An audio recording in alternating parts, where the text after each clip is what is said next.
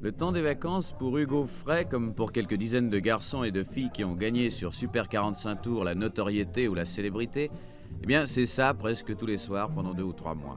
De chef-lieu en bourgade, de station balnéaire en ville d'eau, c'est le Tour de France des demi-dieux du music-hall.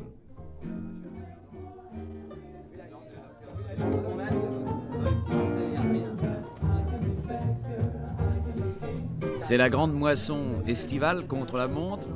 Il faut battre la chanson pendant qu'elle est chaude. D'ailleurs, les industriels de la chanson ont leur œil noir fixé sur les recettes. À la rentrée, ce sera l'Olympia ou bien les galas de bienfaisance. Aujourd'hui, pour gagner d'Yvonne, Hugo Frey a fait combien? 620 km. Demain, il en fera encore 5 ou 600. Et puis après-demain, c'est tous les jours Bordeaux-Paris pour les idoles.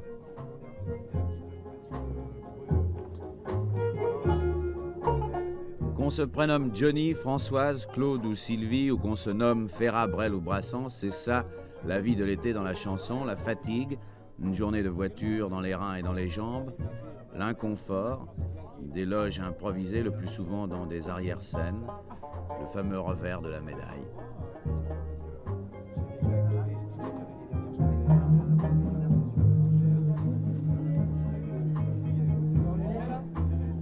Ils ne se plaignent pas d'ailleurs, les routiers de la chanson, ils ont l'habitude, chaque soir, de ces toilettes bâclées dans ces campements de fortune.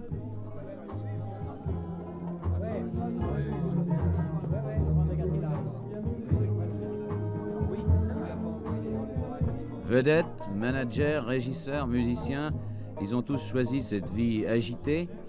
Dès l'arrivée, il faut s'installer tant bien que mal, il faut se préparer à affronter, frais comme la rose, un public qui vous attend, lui, tel qu'il vous connaît par les affiches, la télévision ou les magazines.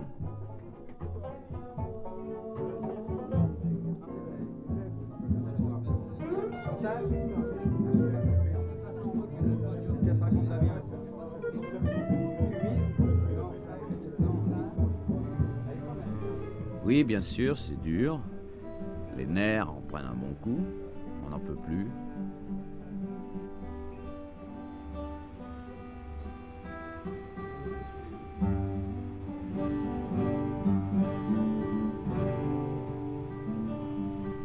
Mais soyons sincères, on ne changerait pas sa guitare contre une pioche, par exemple. La guitare, depuis Tino Rossi, est devenue l'instrument essentiel de la chanson. Il y a celle bougonne et tendre de Brassens, celle épileptique de Hallyday, celle d'Aufray est sœur des guitares de l'Ouest. Elle chante les ballades de la vie libre, du grand air, de l'amitié, des filles. Maintenant, il lui reste 3/4 d'heure. Alors, avec sa femme qui l'accompagne pendant 1 mois et qui, d'ailleurs, supervise la régie des éclairages pendant son tour de chant, il va lui falloir accorder son instrument et celui de ses camarades, toutes ces guitares qui ont été un peu malmenées pendant le voyage.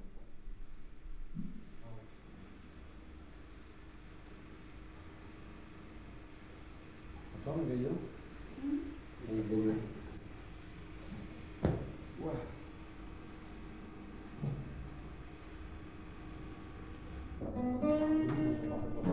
Depuis longtemps, son goût le portait vers le folk song, comme le trio Peter, Paul et Mary, comme John Baez, comme Bob Dylan aux États-Unis. Dylan, vous savez, le roi des coffee house, qui chante le folklore, mais qui chante aussi des ballades modernes contre la bombe atomique ou contre le racisme. Aufray, cette année, a gagné son match. Sans le vouloir, presque, ce garçon solide s'est trouvé dans le vent d'ouest qui souffle même sur les yéyés.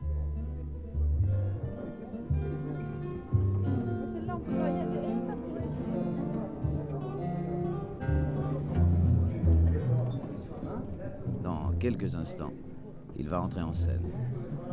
Oui, reste là, c'est parti. C'est le rideau sur le dos.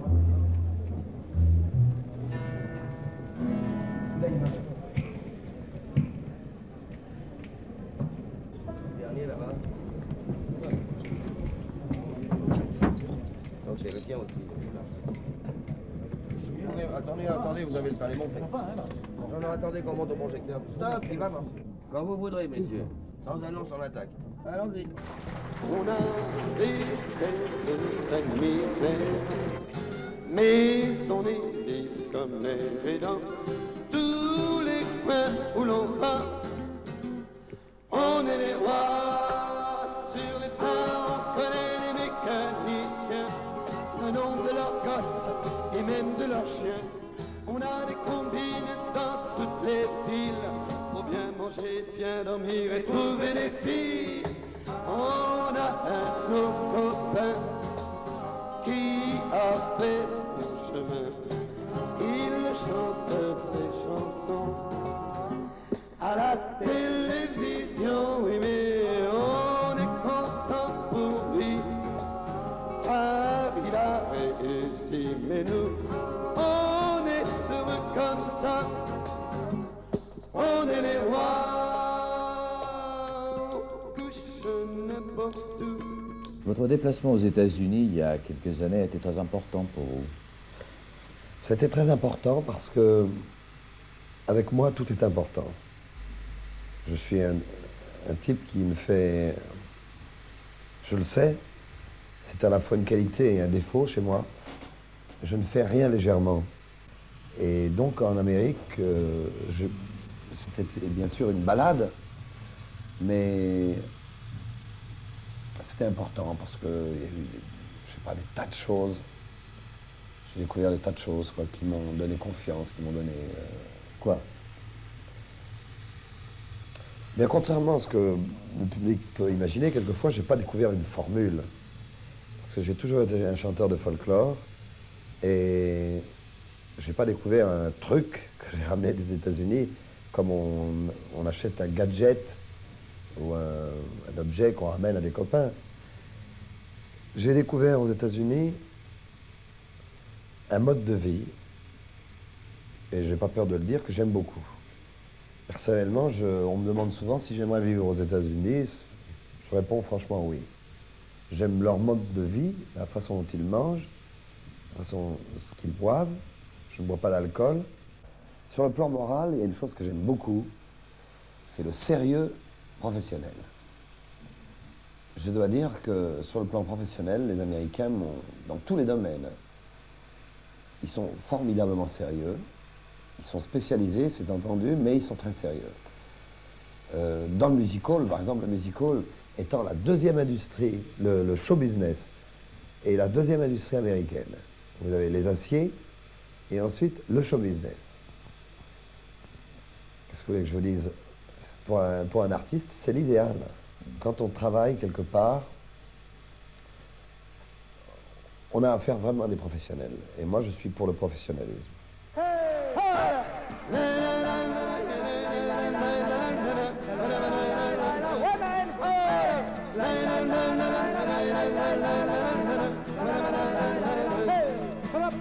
Ma mignonne, mignonnette, emmène-moi dans ta maison, cache-moi dans ta cachette, je te dirai des chansons, je me ferai tout plaisir, je te promets d'être sage, et quand tu diras la nuit, je te tournerai de page. Chante, chante, reciole, toi couplet en espagnol, tout le reste en anglais. Hey là, chante, chante, reciole, toi couplet en espagnol, tout le reste en anglais. Vous avez rencontré personnellement Bob Dylan. Mais imaginez-vous que Bob Dylan, quand j'étais à New York, il était débutant, c'est-à-dire qu'il ne chantait pratiquement pas, enfin il n'était pas connu, il n'avait pas fait de disque.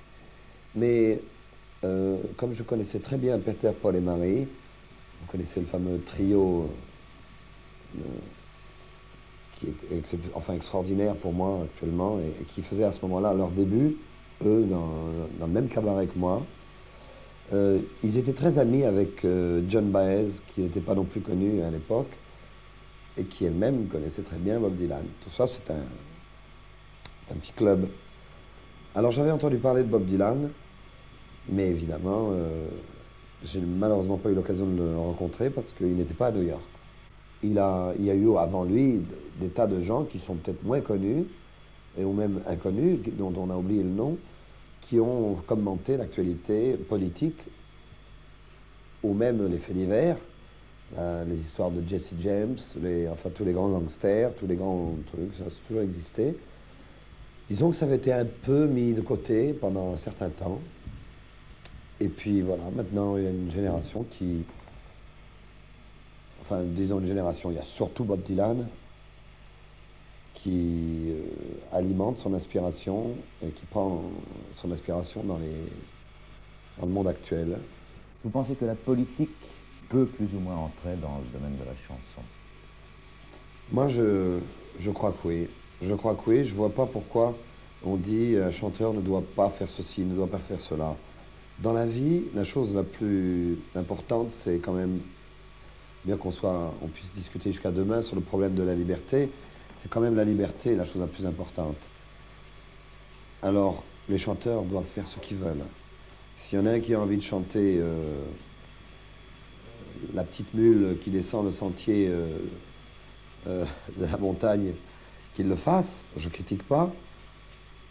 S'il y en a un qui a envie de chanter ses problèmes familiaux, qu'il le fasse, ses problèmes sentimentaux, je crois que tout le monde est libre. S'il y en a un qui a envie de parler, de s'engager dans ses chansons, qu'il le fasse. Il ne faut pas se dégonfler devant des tonnes de rochers. On va faire un 14 juillet à coup de dynamite. Debout les gars, réveillez-vous, il va falloir en mettre un coup. Debout les gars, réveillez-vous, on va au bout du monde. Encore 1 mètre et 2 et 3 en 1983. Les enfants seront fiers de toi, la route sera belle. Debout les gars, réveillez-vous, il va falloir en mettre un coup. Debout les gars, réveillez-vous, on va au bout du monde.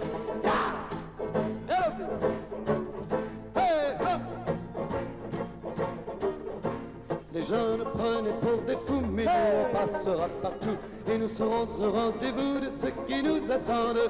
Debout les gars, réveillez-vous, il va falloir en mettre un coup. Debout les gars, réveillez-vous, on va au bout du monde. Vous avez plutôt un tempérament d'engagé. C'est-à-dire que par ma nature, oui, je suis un type, on peut dire, engagé. Je ne peux pas être autrement qu'engagé, parce que tout ce que je pense, ça se voit. Quand j'aime quelqu'un, ça se voit. Quand je ne l'aime pas, ça se voit. C'est déjà une façon d'être engagé. Et puis, disons que oui, j'aime bien prendre position dans la vie sur certaines choses. Dans cette chanson dont on parlait tout à l'heure, Le Cœur Gros, je ne peux pas dire que je me sois engagé. J'ai pas du tout voulu... Il y a des gens qui m'ont dit, oui, vous voulez réformer le monde. Je ne veux pas réformer le monde. D'abord, c'est impossible. Tout de suite, ça se fait, mais peu à peu. Mais disons que j'ai fait une chanson sur les gens qui ont le cœur gros. C'est pas une chanson où je veux faire découvrir à l'humanité des problèmes qu'elle ignore. Je dis que les Noirs américains, quand Kennedy est mort, eh ben, ils ont eu quelque chose de ce qu'on appelle avoir le cœur gros, c'est-à-dire qu'une fois qu'on a pleuré, qu'on a eu beaucoup de peine, eh ben, on garde une sensation lourde dans la poitrine pendant très longtemps. Quand Kennedy est mort, comme tout le monde, j'ai eu évidemment beaucoup de peine. Et j'ai voulu dire aussi que le gars qui s'est battu pour un idéal dans la vie, et puis qui a perdu la guerre, et bien quand il regarde son fusil, et que ce fusil, il sait qu'il ne le reprendra plus jamais, et qu'il a perdu, et que pour toute sa vie, il a perdu, je crois que c'est, quel que soit son idéal, c'est très dur. Je pense que, après avoir vu des pêcheurs à Boulogne, dans le nord de la France, je pense que même en 1965, quand le marin revient après 8 jours en mer et qu'il compte ses sous sur la table de la maison, il a le cœur gros. Un gars me disait l'autre jour, mais ton marin, ton pêcheur, il est démodé, c'est un pêcheur 1900. Mais je peux vous dire qu'un homme qui passe 8 jours en mer, qui voit sa femme 1 fois par semaine, qui travaille nuit et jour, parce que quand il est sur un bateau, ou bien il dort, ou bien il est de quart, ou bien il pêche, par tous les temps, et qui gagne 90 000 francs par mois, eh bien je peux vous garantir que c'est pas beaucoup, et qu'il a le droit d'avoir le cœur gros. Alors, c'est une chanson qui est un peu... je vous dis, je n'ai pas voulu soulever des problèmes, mais j'ai simplement voulu rendre une sorte d'hommage à une catégorie de gens qui ont de la peine. Personne ne sait le secret que j'aime. Personne ne sait, non, personne. Personne ne sait le secret que j'ai me dit Alléluia. Elle m'a dit, je veux te parler. Elle m'a dit, oui monsieur. Elle m'a dit, je veux te parler. Me dit Alléluia. J'aurais préféré qu'on n'ait pas de panne. C'est comme ça, c'est parce qu'il y avait la télévision. Quand il y a la télévision, on a toujours des ennuis. Non, je veux dire que quand il y a quelque chose d'important, on a toujours des ennuis. Quand on nous observe, quand il y a un copain dans la salle, quand il y a des parents, quand il y a des... Je sais pas, m'envoyer quelque chose d'exceptionnel, on a toujours des pannes. Mais enfin, je crois que le public est content, c'est possible.